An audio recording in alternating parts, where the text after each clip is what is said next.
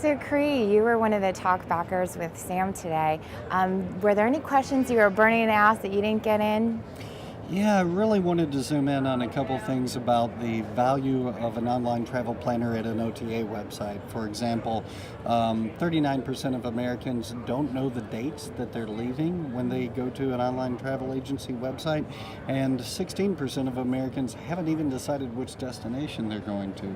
So, what is the value to an advertiser of reaching a late stage travel planner that has already answered those questions versus an early stage travel planner who hasn't answered those questions? So that's the question I would pose that I didn't get to on stage. I had a few more too. I'm sure you did. Yeah.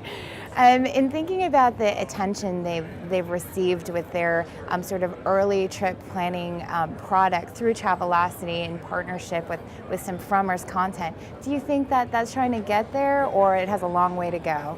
Well, it's just the way people have planned travel for a long time. I mean, the OTAs, Expedia, Travelocity, Orbit, Salwire, Priceline, I practice that a lot. Those guys are like the cash registers in the shopping mall, and we really feel that our advertisers tell us that they want to catch customers in the aisles. They want to catch you at the point of planning the best 2 weeks of your year, not at the last minute checking prices, right? So the difference between taking a trip to Aruba and taking a trip to Atlanta could be $500 versus $5,000. The advertisers that we work with are more focused on catching the user going to Aruba.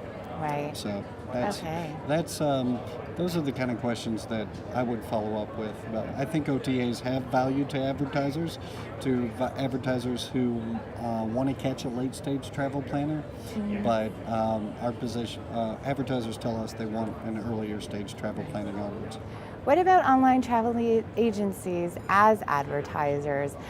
For example, Expedia's password ads. Sure. Or as ad sales forces for the Expedia sells the My Ads product. I think that's an interesting way to go because they are, again, that applies to a late stage travel audience, and it really helps them exploit the transactional value of the audience that they have on their website. So I think that's a smart way to go for them. But again, for the advertisers we talk to, they want to catch earlier stage travel planners. One of the big changes that we've seen is that people used to think, I'm going to plan a trip, and they would go straight to the online travel agency. Now they go to Google. Now they go to Yahoo. Instead of typing in JFK to Tucson or trying to figure out some codes, they just go to Google, type in spa vacation in Tucson, and see what happens. And that's the early stage travel planning audience that we're seeing.